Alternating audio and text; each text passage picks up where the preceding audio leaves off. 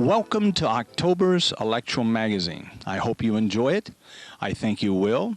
We're going to start this particular tape off with a gentleman by the name of Tony Anisi.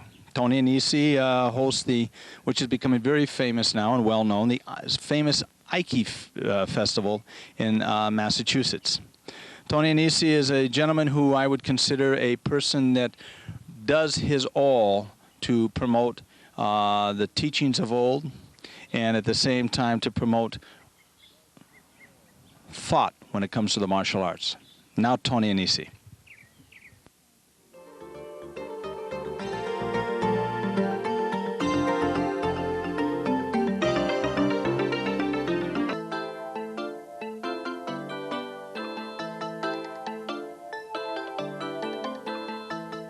I'm talking to is Tony Anisi.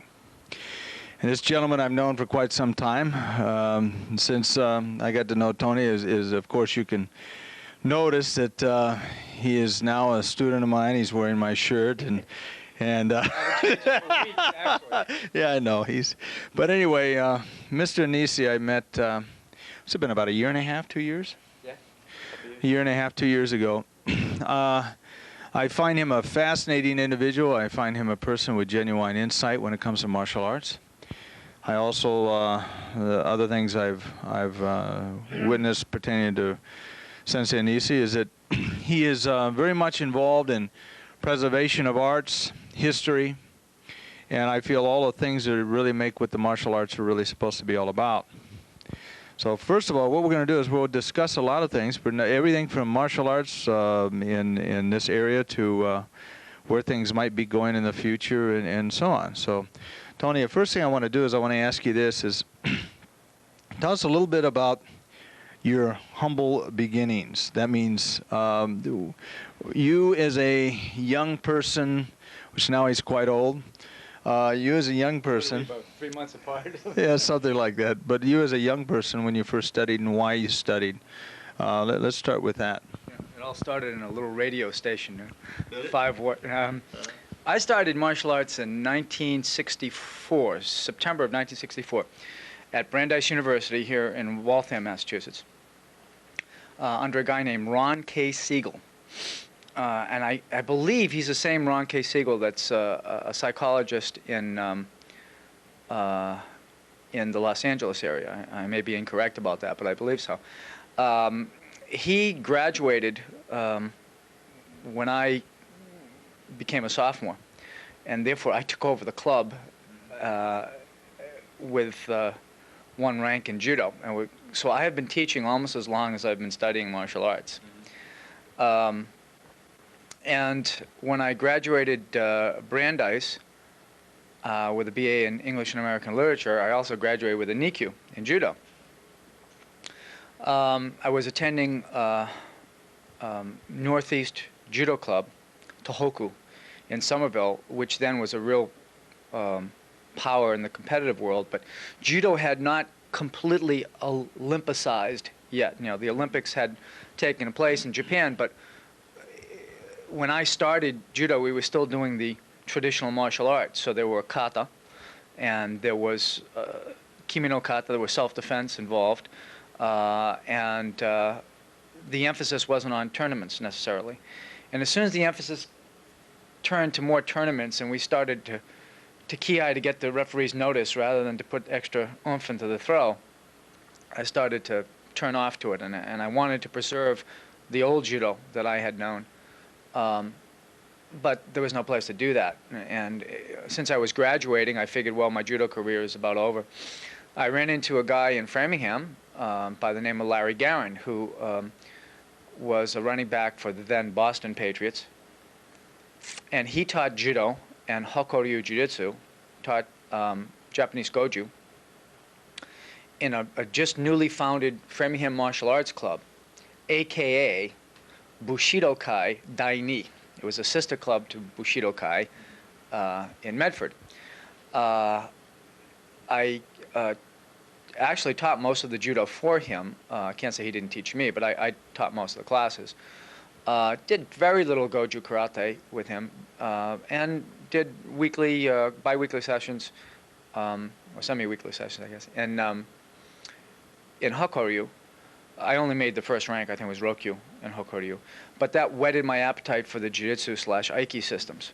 And I started reading on Aikido, and one summer, I intended to start studying Aikido under Kanai Sensei in Cambridge.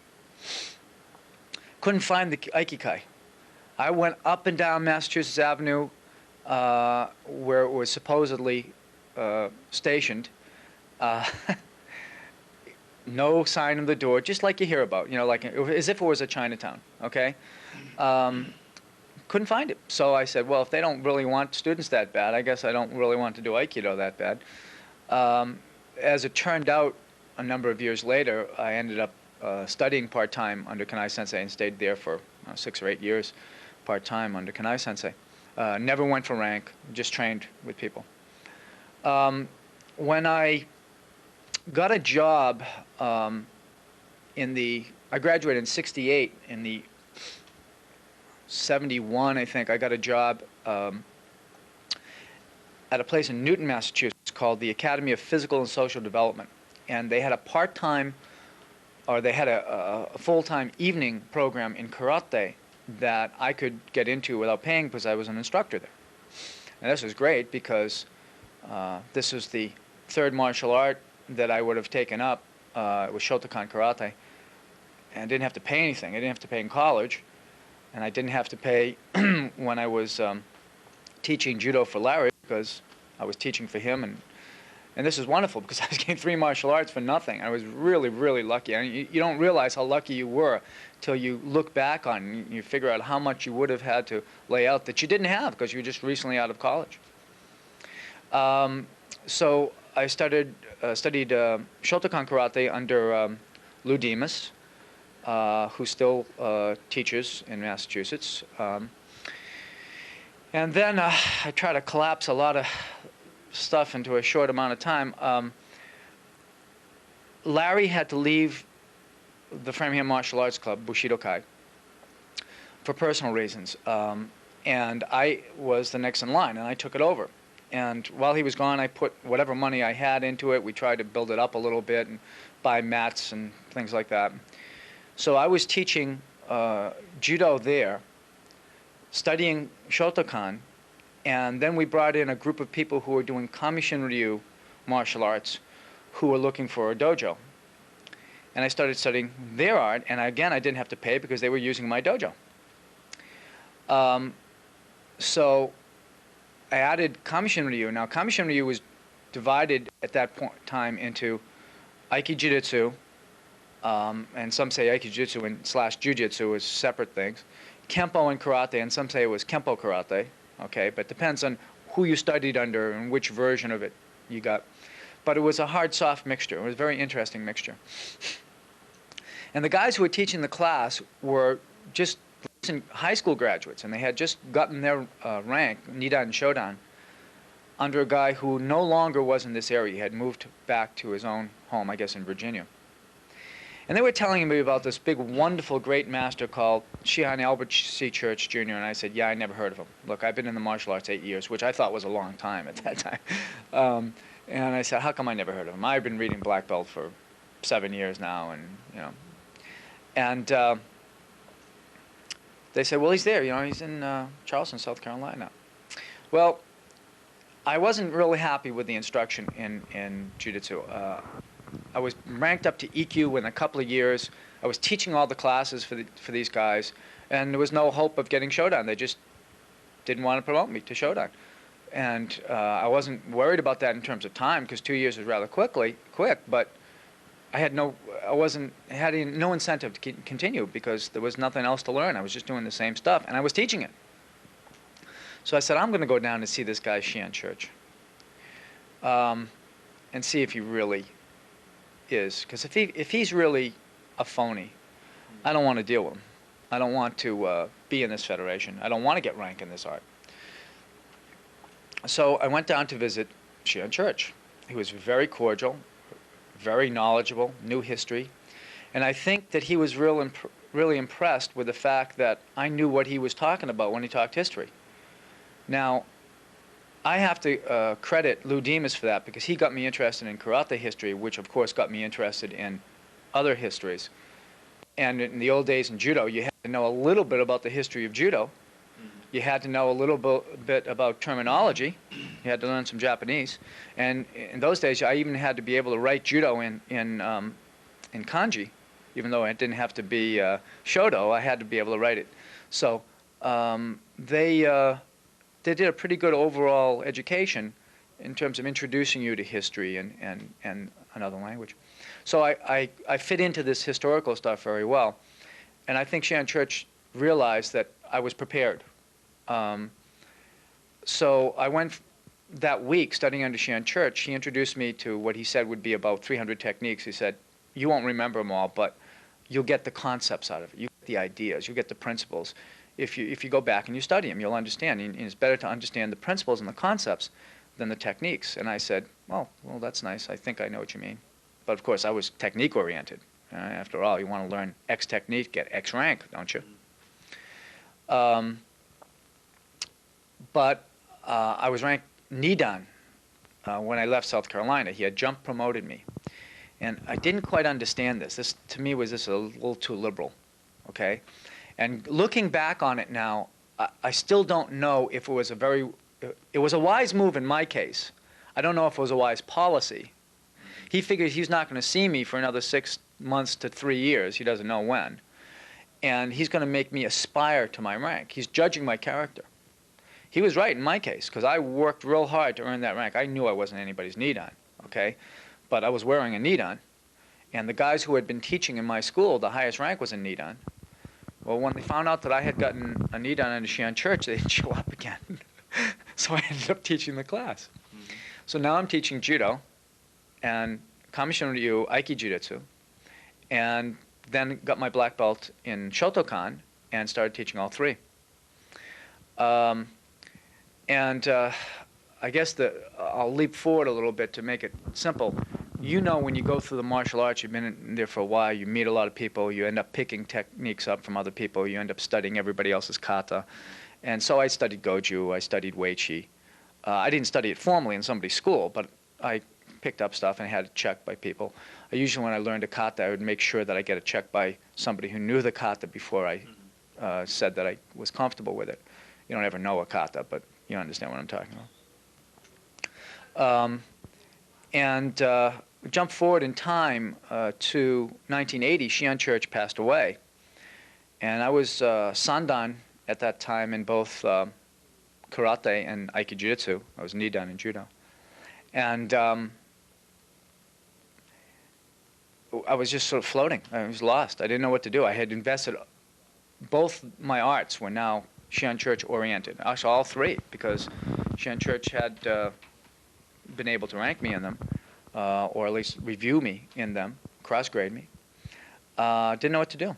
Well, in 1984, his inheritor, who had been his wife, Catherine Church, appointed me to the position of Sokedai Inheritor Designate. And with that position came the rank of Rokudan, and I was supposedly going to inherit the art within the year, which was pretty much of a shock. I said, look, you know, I'm only a Sandan. It is true that I haven't been ranked in 7 years, and I've been working hard on my own, but I would rather go through the ranks, you know, Yondan, Godan. But basically, it's like if you don't like the heat, get out of the kitchen. You know, this is what it goes with. So goes with it. So I figured, I talked to Lou Demas about it, and he said, you know, Tony, if you don't take this, who else is going to get it? Who's going to do as good a job as you are on this? And I had to be honest with myself. I didn't know who else could take it. I don't know if there was a lot of choice. I don't want to sound like I was the bottom of the barrel and she didn't have any other person, but I really don't know if there were a lot of other choices at that time. And I wanted to see the art preserved. And, you know, it's one of these things that we were talking with Ian Cyrus the other day. You're damned if you do and you're damned if you don't. You know, if you don't take it, you're a fool, and you're giving it to someone perhaps less capable. If you do take it, you can't do anything right, because everyone's going to dump on you, and you can't satisfy everybody. Well, I worked really hard for the next 4 years, from 84 to 88, to try to get information from all the membership to try to understand what they were doing as Kamishin Ryu, what division they were in, what were their requirements, and try to coagulate everybody so that we could have a common ground and still let them have their individuality, which is what I understood that Shihan Church wanted. He talked to me all the time about studying concept and principle, but evidently, in hindsight, I think that Mrs. Church wanted to preserve sort of a Shinkokai. She wanted to have a preservation society rather than what I wanted, which is a Kenkyukai, which is a research group, which is what I thought Shihan Church was about. He was always adjusting things, okay? Now, so I wanted to preserve, in essence, the spirit of what he was doing, and she wanted to preserve the fact of what he was doing, or what he had done, okay? So I want to be polite and politic about this. Let's say in 1988, we had a parting of the ways, and I said, she in essence told me, I don't see you inheriting the art in the foreseeable future. And I had been put off for a number of years, and I said, I think that it's time for me to step aside. You want to see the art go in a way that I don't want to see the art go, and I have not been representing it this way to students. So I think I should resign. And I thought about it for a while, and I decided to resign. And I wanted to do this on the up and up, and I told all the students that I was connected with, stay with Kamishin Kai, stay with Mrs. Church, make sure that you give her the benefit of the doubt. And then I was left alone, but on top of that, I was told by Kamishin Ryu that I should not use the term Kamishin Ryu anymore, and that I should not use Shihan Church's name in any regard, okay? I said, okay, that's, I don't know if you have a legal right to do that, but I certainly respect your right as the head of the style, Mrs. Church, to put limits on my use of the style's name. So I think I'll abide by that. But now what do I do? Now I'm teaching an updated version of Kamishin, augmented by my years away from Shihan Church since his death. I've written the official manuals for Kamishin, okayed by Shihan Church. Official manuals of Aikin Jiu-Jitsu, I can't say of karate. Now I'm a man without an art named, without a named art. So I took a year to think about what I should do, and I was just happy. I figured, what the heck, I'll just tool along and just teach. My students don't care, okay? As long as they're studying something that they're happy with, they don't care. Then some students that I had been teaching in Texas said, we really want to continue teaching under you, learning under you. What do we call what we do? So I'm backed into a situation where I felt like I had to name something. So I named the art Takeshin, and I won't give you a detail of why, but there's a lot of, as in most Japanese styles, a lot of puns involved, there's a lot of double entendre. And I named the federation after my school, Bushido-kai, and we call it Bushido-kai Kenkyukai, which means Bushido-kai's research organization. Because I wanted to not only preserve the art, but more importantly, I wanted to get better. And the only way you get better is to research. And I wanted to go beyond what Shihan Church did. Now, that's really insulting to a lot of people who are students of church, as if you said, I want to go beyond what Matosi did. I want to go beyond what Wei Shiba did. Well, what else are you supposed to do? They would want you to do that. I know Shihan Church would want me to do that, at least from my conversations with him. I don't want to say that I am beyond what he had achieved, but I certainly want to be beyond what he had achieved, because if I'm going to spend the next 50 years doing this, I think I got a shot at it, So I want to have a research organization which also researches history. So it's not a preservation society which says this is absolutely cast in concrete, but it says we recognize what our roots are, we know what they were, we research that, and we research the future as well. Hey, Tony, first of all, in talking to Tony and knowing Shihan Anisi, Talking to Ian, talking to several different martial artists I've talked to, they all, most of them, come around and end up saying almost the exact same things. And this is something I asked Mr. Cyrus. Do you feel that the martial art evolves, or do you feel that people evolve with their understanding of what is already there? I think both, but I think it goes both ways. I think you have to take 2 steps forward and take 1 step back, and sometimes take 3 steps back in order to take 2 steps forward. There's no question that the martial arts evolve. But they devolve too, because we misunderstand what people teach us. But yet, in order to get better, we have to build on what we understand, even though it's a misunderstanding, and make that better. I don't doubt that Nakayama Sensei, as an example, to take a famous personage, made the Shotokan that he learned from Funakoshi Sensei better by westernizing the understanding of it and investigating it in a more scientific manner.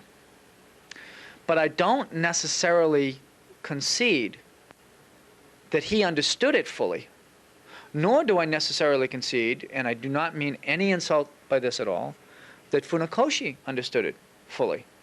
Now, again, Funakoshi is one of these icons that you don't dare say anything negative about, and I'm not saying anything negative about him.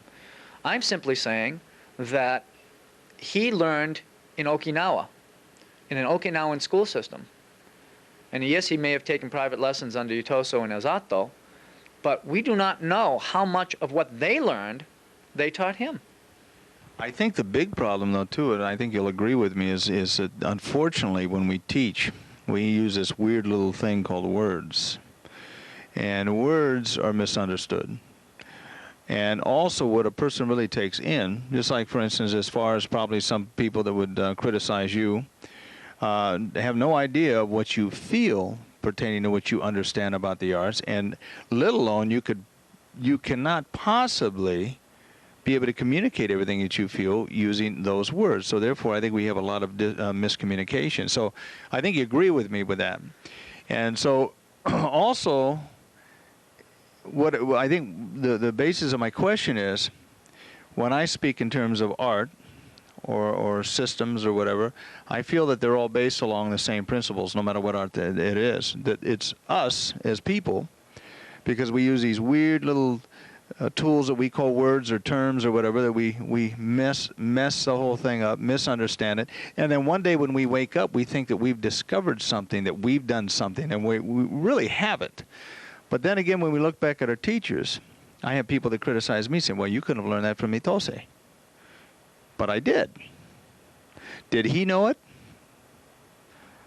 He didn't explain it to me in that way, with words. I think you understand. He opened the door for you to discover it, even if you didn't know he opened the door for you to discover it. Yeah, I think that's true. And it's not just words, though, Bruce. I mean, it can be any teaching, any form of communication. If you're a student of mine, which I know you are, and I teach you a kata, the kata is a form of communication. Now, your body does the kata differently than my body does it. But let's say I look at your body and I say, man, you're doing it exactly the way I'm doing it. And that translates to most people as you're doing it right, okay? But when you go back to Sacramento, I don't know what your mind is thinking about what your body does. So your understanding of that communication tool might be totally different. We both respect bunkai a lot. We both do a lot of detail work with bunkai. But your bunkai is different than my bunkai. Now, does that make me right and you wrong, or vice versa? No. We just get different things from different martial arts. So even if we were to do the same art with the same tools of communication, let's say kata, we would have a different interpretation of it, and therefore your students would turn out to look differently than my students. And you know what? That doesn't matter, as long as it's not the word or the kata that is representing the art. It is, I want to say this correctly, all the tools of communication we use, all the techniques, are examples of what the art can be. So that as I look at you working out and I say, gee, that's unique to Bruce. But 90% of the time I say, we do that. But I never thought of it that way. And you look at me and you say, we do that, but he does it a little differently. Okay? Well, then we're doing the same thing. I mean, it's no more different than if you graduate from Yale and I graduate from Harvard, and we both have degrees in English, since that's my field, English and American literature. We both have the same degree, but you did not take the same courses I took, even though you covered the same periods. You covered approximately the same authors, didn't read the same books, didn't have the same instructors, didn't take the same tests, but you got the same equivalent degree. You got the BA or, MA or PhD, and I did too. So how come we're the same if we're so different? And the same thing in martial arts. We're different, but we're the same. So it doesn't matter. I hate to be corny, but how many paths up the mountain are there? There are a million paths up the mountain, but it doesn't matter because you're going up the same mountain. And the mountain is discovery, self-discovery. It's learning. It's being able to handle yourself in the context of if it's a fight or if it's sport or whatever you're doing your martial arts for, because you might do it differently than somebody else. Being able to handle yourself in that context and in constant improving, self-improvement all the time. Tony, when I look back at it myself when I was first starting, if you saw a martial artist that was really impressive, this way back when, what you might do is you might get a little bit standoffish, a little bit worried about your position and how well you would do. I think later on, and this is something I brought up in several different interviews, as you really start understanding the arts, you see somebody else that's doing good art, you end up getting a big grin on your face. Oh, yeah. And then you end up really happy. I'm going to change the interview just a little bit. I'm going to get into asking you some questions. Now, we're here on the East Coast, or I'm here on the East Coast. I've always been here. I know you have. Someday in the West Coast again. You can tell there's no tan. But anyway, what I'm going to do is I'm going to bring up some people, or no, better yet, I'll bring up a quality or something in an individual out here. And you attach a name to it. Oh, this ought to be a good quiz. Okay, anybody. But you attach a name to it. Well, Dr. Freud, I'll try okay, all right. Hey, that sounds good. Where's my, never mind. Would you rather call you Oprah? Or? Okay. Aikido. Europe. Tamura Sensei, I would say, to me, is sort of like the kingpin of Aikido in Europe. I've taken summer session under Tamura Sensei, and I like his teaching manner. I like his style. I think he has become Francoized, having been stationed in France, and I think that's been really great because I like to see the Japanese demeanor softened by the Western demeanor, and I think it's a real nice balance. Power, Aikijitsu, New York. Oh boy, we've got a lot of power Aikijitsu in New York. Henry Robert Valère, Miguel Ibarra, Roy Goldberg. I will say that I haven't talked to Henry Robert Valère for a while now, a number of years now. I can't say what he's doing actively now, but when I was familiar with his art, he has a very powerful style. Miguel and Roy both, I think, are softening. With age, they are, I don't mean ineffective. I mean their techniques are more subtle, more smooth, less percussive. Okay, and I still think they can both kick butt in a fight without using Aikijitsu, but I think they soften their Aikijitsu. And separately, they used to be partners, and they've moved apart from each other, and they both have worked in their own way to become more subtle. Okay, Hakuru. Name 3 main figures. 36, 24, 36. Oh, 38? Would you? Okay. Well, Dennis Palumbo, obviously. I mean, we both know Dennis. Again, we can name a number of the obvious figures in Hokoryu because there are 3 main figures in Hokoryu in the United States, Sandai Kichu.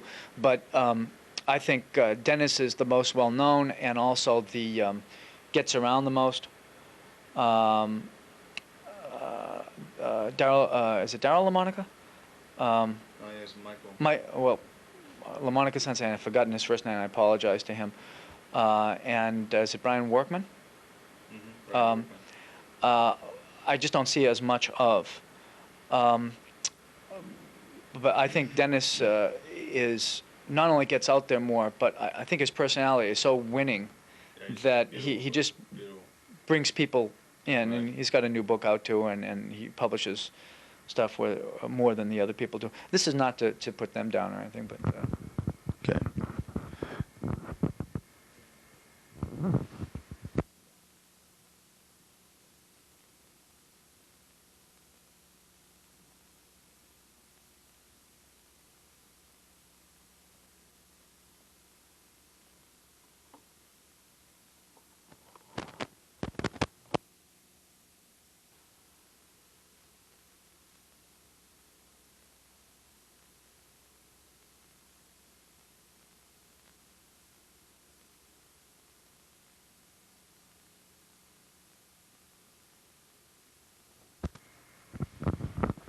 Okay, let's see.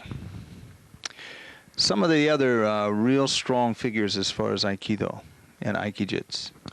Roland Marteau in France, talking about strong, he's a very powerful style. He is now doing Takeda Ryu. So he has a Japanese sensei now, which I think is really comfortable for him, and he's sort of fought a battle in France against the French authorities who, the government runs things in France. And I think that he didn't want to be taken into that, and I don't blame him. I have disagreements with Master Marito about a number of things, but we tend to get along in the long run, and I think his students are great people. They're wonderful people. I think his style is interesting. It's not the way I would want to go with my style, because it's not necessarily going toward the type of invisible subtlety that I like, okay? But I have to respect what he does, and he's very powerful. Tony, there's one thing. One reason I'm here is we're doing a seminar on transmutation of martial arts.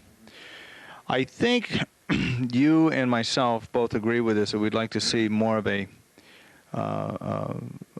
understanding take place within the martial arts community of how this actually does take place. In the near future, I think you agree with me that you'd like to see that happen. Now you're talking about, tell me, define what you mean again. That people understand where one is the same as the other. Yes, we're talking about the transmutation, but yes. The stylistic, sure. Mm-hmm. As a matter of fact, I think we should explain that a little bit, sure. So because we know what we're talking about. Maybe we don't, because I wanted to make sure we knew what we were talking about. Technically, rather than stylistically first, when we say transmutation, it's a sexy word to talk about something that a lot of people call different things. The subtitle of the seminar is a lock is a block, is a blow is a throw. In other words, one thing can manifest itself, one shape, one form, one waza, can manifest itself in various ways, depending on subtle differences. You might change one part of a 5-part movement, and you've got a different application. Or you might turn your hip differently, or you might raise your hand a little bit differently, or lower it a little bit differently, or turn your wrist a little differently. And it looks the same from the outside, but it's been transmuted gradually. Now, if we transmute from A to B, the changes are minor. From B to C, the changes are minor. From C to D, the changes are minor. From D to E, the changes are minor. But if you look back and you compare A to E, there's a great change, and you have seen a transmutation.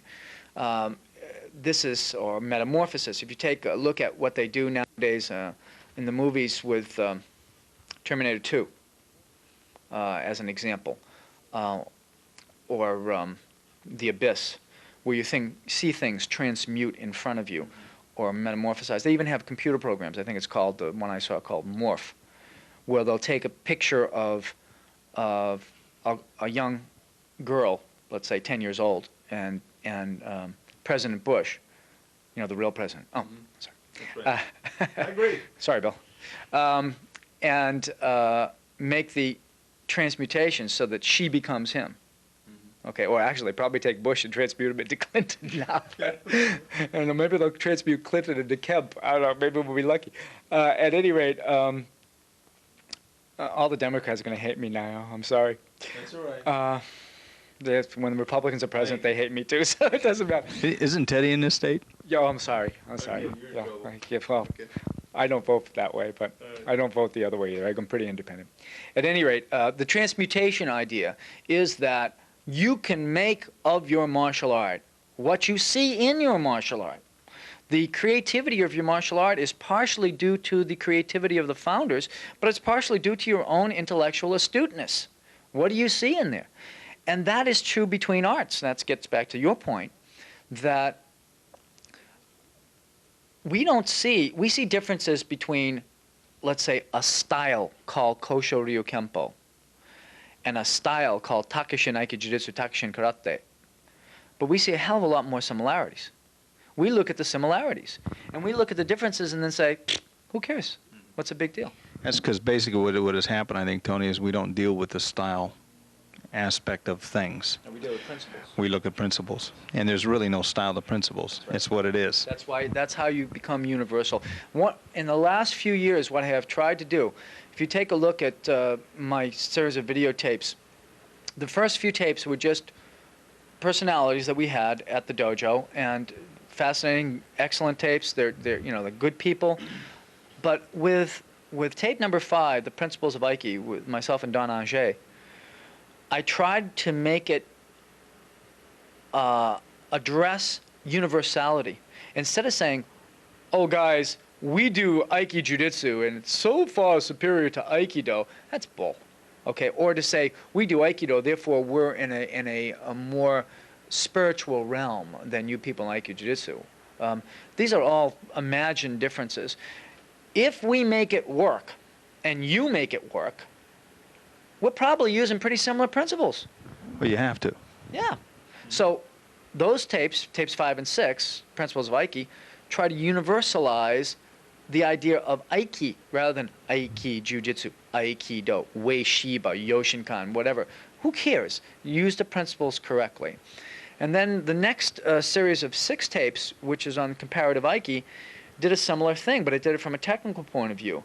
It said, look, I've been studying Aiki for a number of years. I don't have everybody's version of how to do Ikkyu, Nikkyu, Sankyo, but let me show you the versions that I've picked up over the years, and let me evaluate them as to where they're good and where I think they're weak, because you can't do a technique that's not weak someplace, and you can't do a technique that's not good in some situation.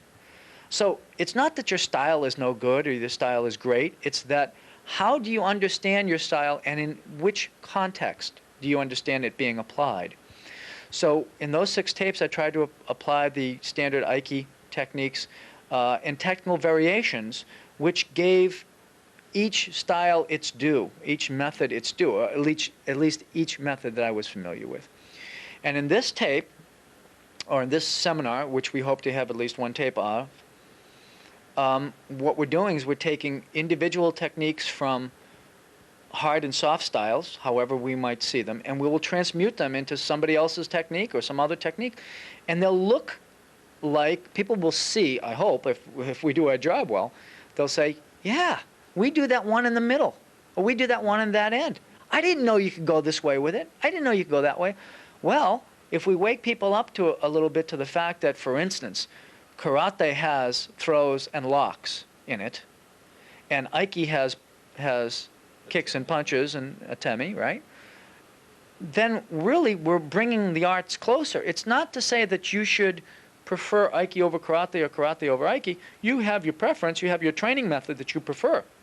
But it's a training method, and it's a training method to take certain waza in order to take those waza to learn principle.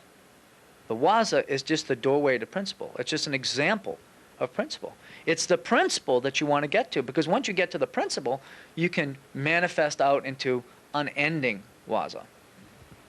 I think, too, those of you that are watching the tape, one thing Sensei Nisi and I have been talking about doing is possibly even going on the road with the teaching of transmutation.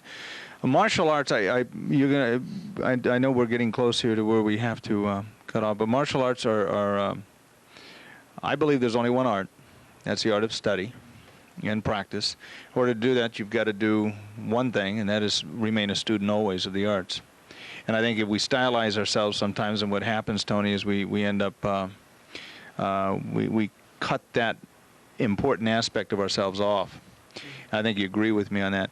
Let me ask you one question before we go. What is it that you'd like to see happen with the arts in the next 20 years? I would like to see, and I want to connect this to your previous statement, I would like to see style be considered a university curriculum. That is, nobody looks upon a person who has got a degree from Yale and says, well, you didn't graduate from Rutgers.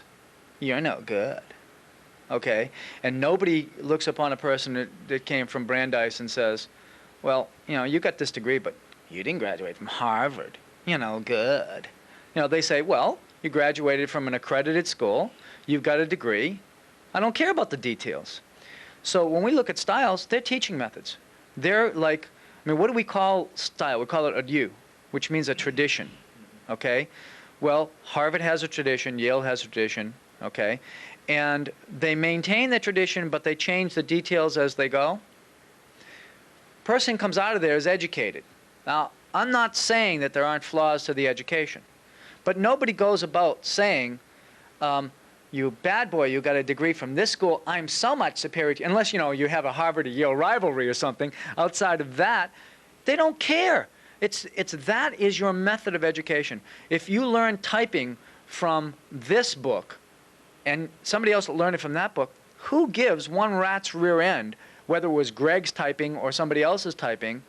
You both know how to type. You hit the keyboard and it comes out as print. That's what you want. So what we're saying is, your keyboard is Kosho, mine is Takishin, somebody else's is Tai Chi, somebody else's is Aikido. We all have little different wrinkles because we all want to write different essays. But what it boils down to is they're all just different methods to get to a similar, if not identical, a similar end. I think the other thing too, Tony, is that a lot of times what happens with the martial arts is the students end up dictating the prejudices that are carried out by the teachers.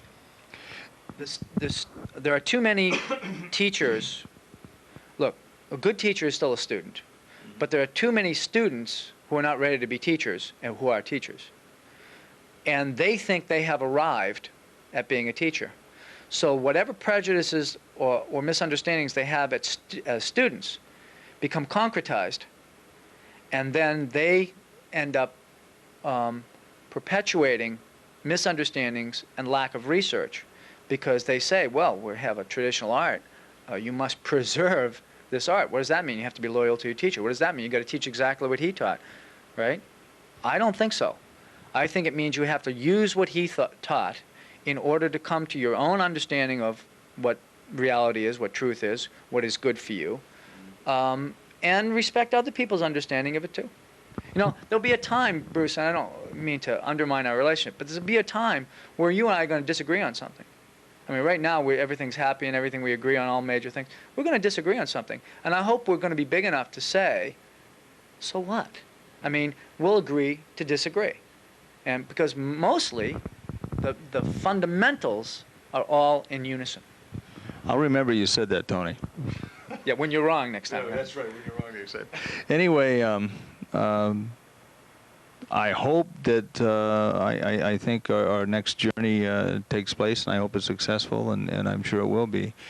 And I'd like to say again that this gentleman is probably one of the few martial artists I've come across in the last umpteen years that I have a hell of a lot of respect for.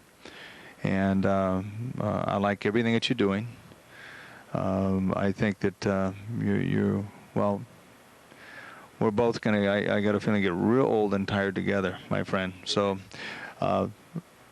anything last you'd like to say? No. You covered it all. Okay. Good job, Bruce. I think we have a seminar to teach. We got to get going. Anyway, Tony, thanks a lot. You bet.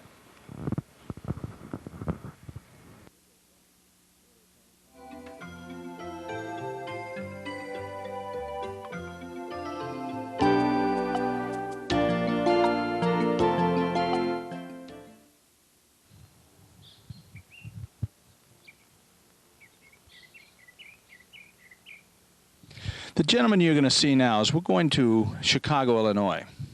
Chicago, Illinois, there's a gentleman there by the name of John Sharkey. And John is the head of the AKA, American Karate Association, which is basically a tournament-orientated association. He is also an individual that has seen much in the martial arts. He has witnessed the comings and goings of martial arts in the Chicago, Illinois area. He has also seen many of the late practitioners. These are many of the things that we're going to discuss. And now, John Sharkey.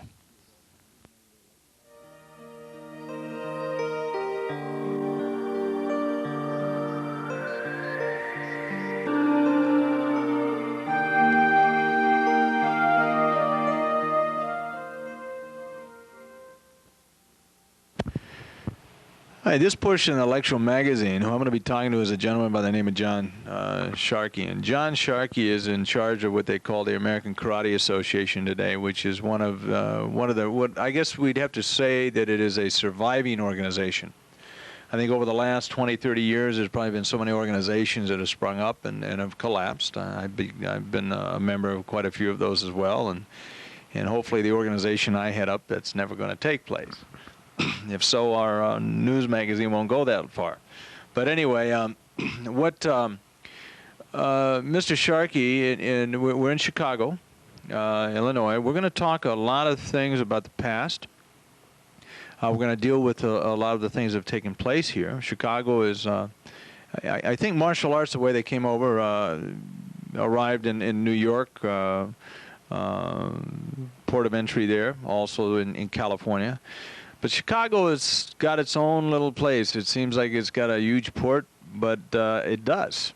You've got every type of individual in the world that you can imagine here. And in anything going on, I think whether it's clothing or whatever, Chicago's got it. Martial arts, Chicago has had it. And Chicago as well, or in the Midwest area, has been a hub for many great things in the martial arts taking place. Well, Mr. Sharkey could probably help us out with a lot of this, and this is what we're going to discuss. So knowing more about Mr. Sharkey's background, what we're going to do is we're going to cover some names, some people, and some things that have taken place in the past. First thing people think about that know anything about martial arts back in the 70s or 60s, the very first thing they think about is a gentleman by the name of John Keane, or what would be also known as as Count Dante. And I'm going to ask you to explain that person to me a little bit, or to the viewer. Well, John Keane, Count Dante, number one, was a remarkable man. Okay, even though there's a lot of stories about him, the stories are the bad stories are they were really bad, but there's only a few of them. He's I think was a man just ahead of his time. Things that he was doing then, you do now with confidence and acceptance. Back then you didn't. It was still a mysticism to the martial arts. Now it's more open. He was the creator of our dojo wars, which are totally renowned for the Chicago area. And but good, he was fast. He was a great innovator for karate here in the Chicago area. Almost everything stems from Count Dante, John Keane, all the way back. The names that you hear today can be traced right back to him. John Keane, for the viewers' information, was a gentleman that really came to some light through stories. And well, we're going to say this because there's really no way to whether they were true or not. Was an individual that supposedly had many death matches, and he. I guess from the martial arts standpoint, I think how the media viewed him was somebody from the dark side of the martial arts, somebody that opposed life by through use of hands and skills to where he could create somebody's demise. A certain year, and I'm not sure what year it was, in which there was a fight that took place in a dojo where a well-known martial artist was killed, not by Keane, but Keane had actually entered into another man's dojo. And if I'm wrong about any of this, please help me out, because I wasn't there, thank God. And this created a huge ripple in the martial arts. But maybe clarify a little bit of that. The thing that really gathered the news was that one incident. Right. That happened, I believe, around 67, 68. And what actually had taken place was, again, the dojo wars. Mr. Kian had went into a dojo. I think they were entering as police officers. So they got into the dojos because you really watched who you let in to your school at that time. You just didn't open the door because somebody knocked on it. So they were posing as police officers. They went in, got into a scuffle. Jim Koncevic was with him. He was stabbed with a sword or a spear. I wasn't there either, but yeah, I heard it was a spear. And Mr. Kian was blamed for that, although Koncevic went in there willingly, and he was right there with him. And that's really what got the big news for Chicago in the dojo wars. Although there's little incidents that took place before that, after that, that was really the main thing.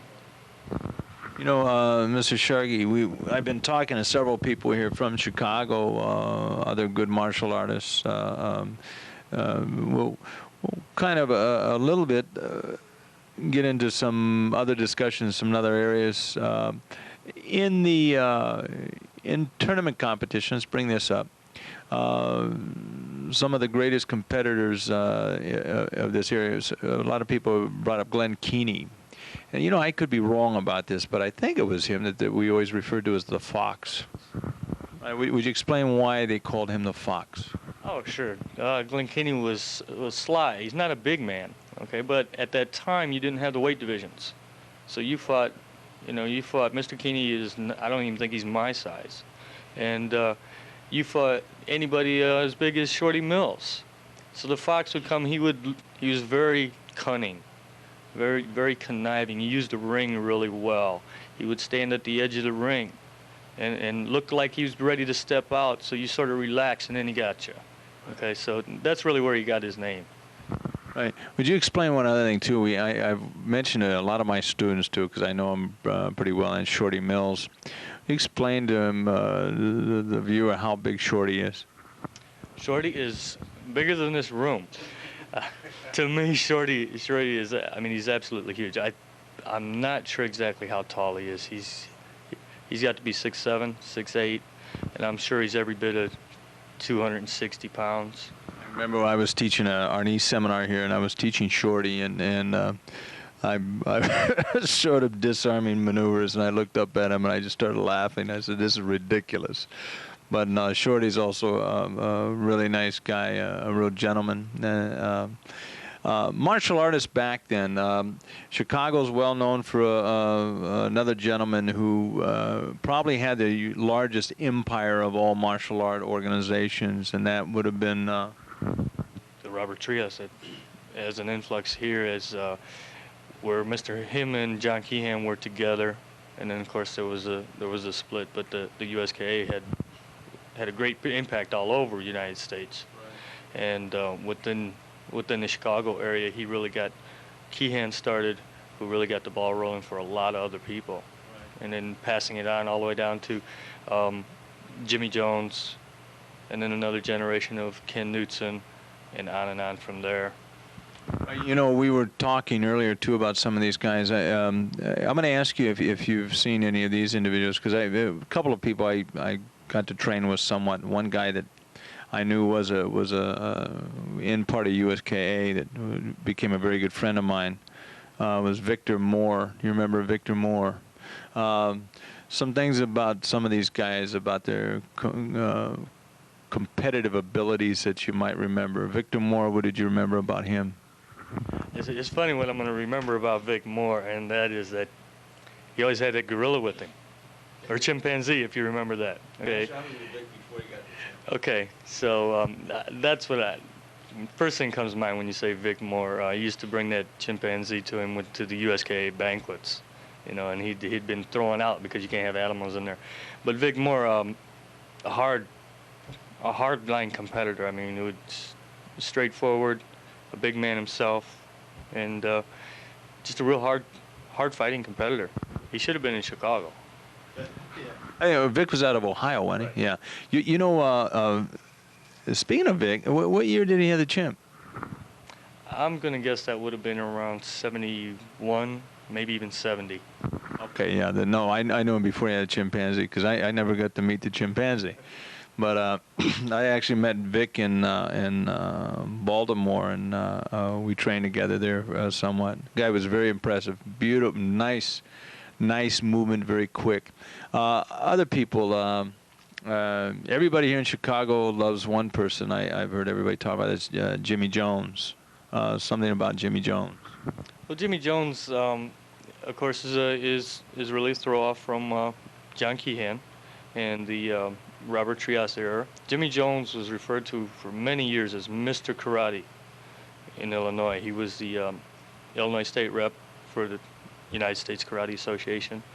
A lot of his people, of course, are now the actual second and third generations of what karate is in the Chicago area today. You know, some other people, and I'm not sure if he's from this area, but I think so. And I used to watch him compete, and the guy was really different. I remember he challenged Benny the Jet. Equated Thierry Cassell. Was Thierry from Chicago? Okay, yeah, I'm not real familiar with Thierry. I've only known him since he was out in Washington, D.C., so which is the real recent years. I'd like to say something about Thierry Cassell. Thierry had a very, very different approach to competition, and I enjoyed watching him compete a couple of times in California. Those of you that, and I think Thierry Cassell studied from Raymond Cooper. Is that right? Yeah. Raymond Cooper is very well known here. Can you say anything about Raymond Cooper? Ray Cooper, the way I understand it, goes back to the John Keehan Count Dante, as Mr. Hill was telling me. And I don't know that much about Mr. Cooper, although I know he's still in the area, still teaching, and he just doesn't get out into competition anymore. He did have some full contact fights here not too long ago, though, down in Chicago Heights. You know, again, I'm bringing up Thierry Cassell because he did bring a new brand of martial art fighting. You know, actually, when I look at when I saw Thierry move, I see an art form doing that now out of Brazil called capoeira. Capoeira practitioners, a lot of their movement is very similar to that. And I'm not sure if there would have been a connection or not. Just a flash thing came out of my head, so I'm sorry for that. You guys that, or people that are watching the tape, and I know that you've subscribed to the magazine, you know once in a while I do that, but I have the right to. So anyway, let's bring up some other things. Other Kung Fu, let's say the Kung Fu arts here. Predominant Kung Fu teachers in the Chicago area. I would have to start, of course, with John Tai, who I'm not sure. I've known him ever since I was a little kid, and he teaches Shaolin, and he's probably, as far as I'm concerned, one of the most prominent Kung Fu teachers in the area. He's had several schools at many different times. You know, I mean, he's had up to 10 schools at one time, and